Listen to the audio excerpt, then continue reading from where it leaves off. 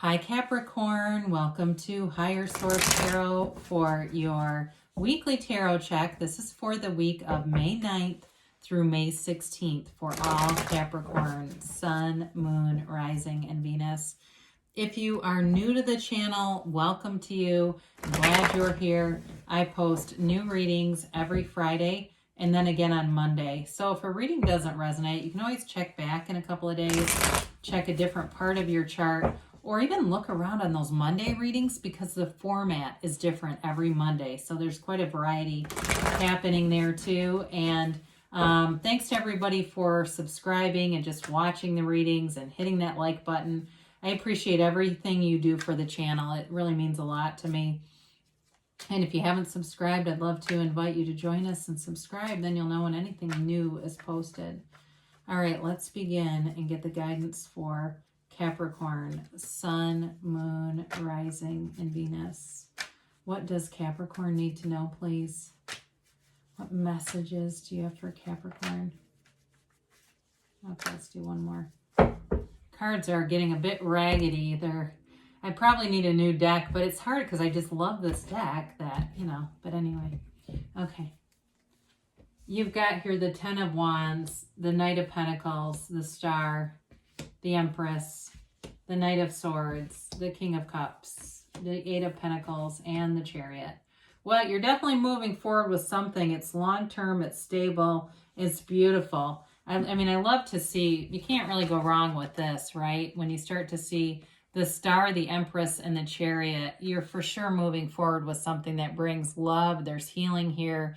I mean, there's no negative to that. If you've been in a situation, before we get into this too much, I'm sorry, you've got Cancer, you've got Aquarius here, you've got air, you got all the elements. All right, so if you've been in something that's felt like drudgery, the word drudgery comes in, and it's like you've just been going through the movements, whether it was a relationship, because there's a rebirth here, or a job where it just paid the bills, but it kind of sucked. I mean, it just feels like the whole energy around you was like a lot of effort without a lot of reward to it. You're coming out of that. It's time to put down things that are not things that are burdensome to you, really, and get into this new energy of feeling like there's a lot more flow to things, because this is efforting.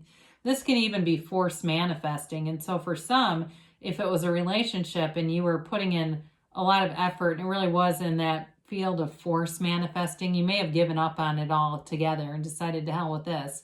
I mean, it's not going where I thought it was, some time to bail.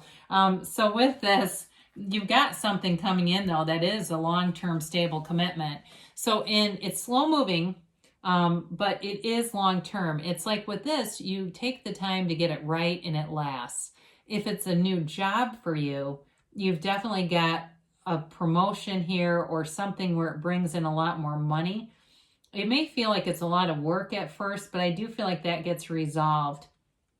And so it may be a bit of lingering energy from that Ten of Wands. But with the Knight of Pentacles, Knights have good intentions, even the Knight of Swords, even though he can be a bit abrupt. The Knight of Pentacles can be cautious, but it's very practical. It's very responsible type of energy. And so in a relationship too, it may take somebody a while to approach you from this energy, but they're watching, they're aware of you for sure. And they may be feeling like a little intimidated, especially if you're more focused on your career and things are moving forward. They're kind of trying to figure some things out here on the best way to do this. So the other thing about this is this person is not needy at all, which I think you'll enjoy that. There's a loving energy here, but it's not that dependency like you can get with maybe the devil or something. So the Star is beautiful energy. It's wish fulfillment. It's the complete acceptance of things too. She leans on the pool of consciousness for balance. So it's being balanced in spirituality, but it's also a card of bringing heaven to earth. So it's manifesting. It's a rebirth. It's reinventing yourself in some way. So if you were really working hard with that Ten of Wands, you're going to be into this place where things flow so much easier. I mean, this is like let it go and let it flow. It's being in flow, as Joseph Campbell said.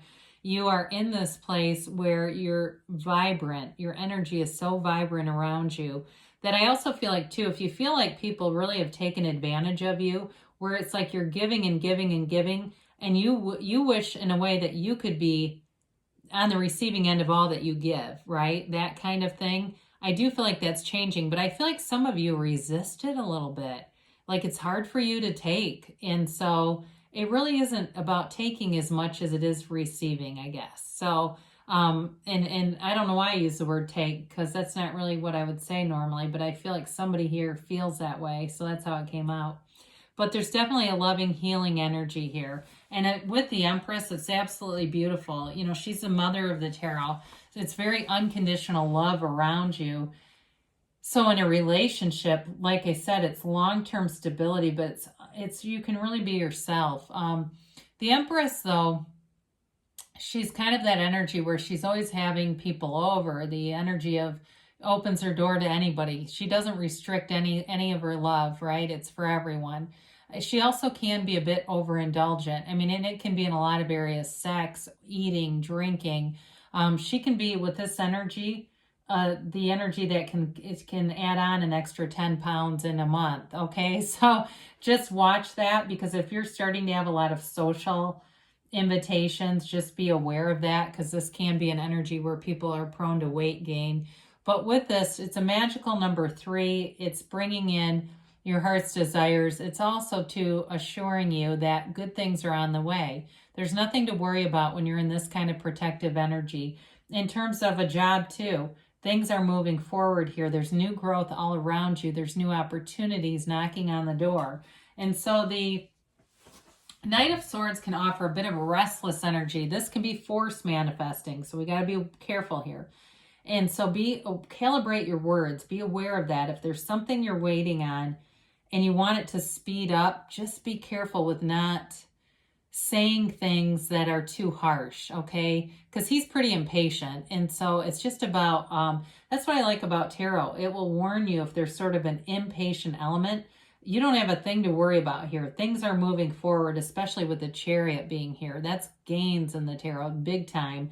So with this, if you start to feel a little restless, go outside, take a bike ride, take a walk, redirect your energy so that you're not pushing so hard, if that's you. Now, the King of Cups is long-term commitment. It's deep love, very mature relationship. And so in a love relationship, it's a partner who really does run the distance, very compassionate person, but it's also somebody, this may also be you. It's a card of self-development. So you could be doing things just to get your equilibrium spiritually, getting that balance, meditating, quieting your mind, watching other spiritual teachers or reading books, things like that, that get you feeling connected to the source. And with that, you will attract you'll be like a magnet to positivity. The King of Cups is full and rich. There's no stress with this. Okay, it's very easygoing energy too. So I do feel like in a relationship, even if there was a little bit of restlessness with the Knight of Swords, overall, it's very easygoing. It's beautiful. And so with the 8 of Pentacles, you're putting in the work here, but there's a payoff. This is a little different from 10 of Wands. You, in terms of your physical body, anything that you're doing to improve that physical body, it works with this. This is not a dead end.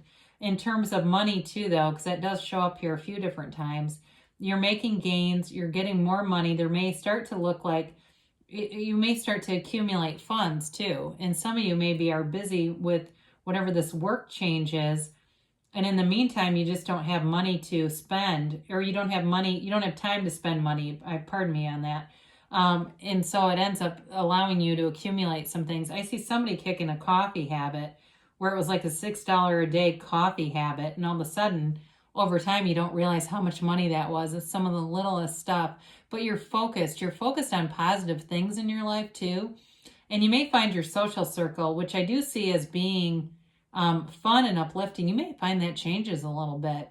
That some of the people in the past, if they were a little down and they were more in that 10 of Wands energy, you may not talk to some people for 6-9 months who were like regular people that you interacted with, because you're shifting your energy.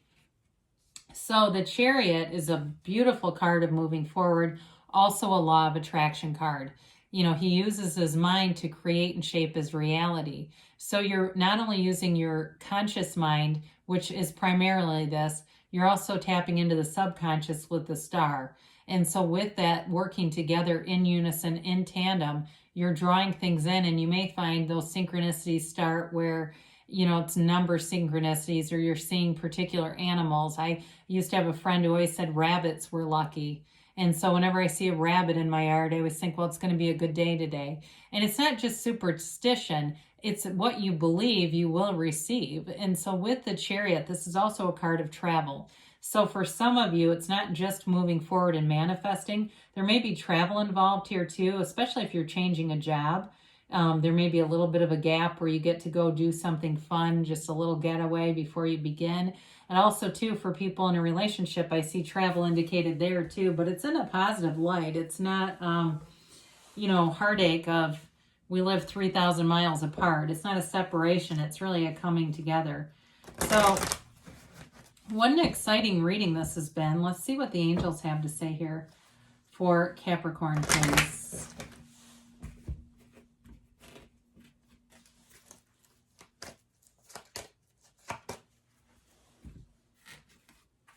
And a yes, no, maybe.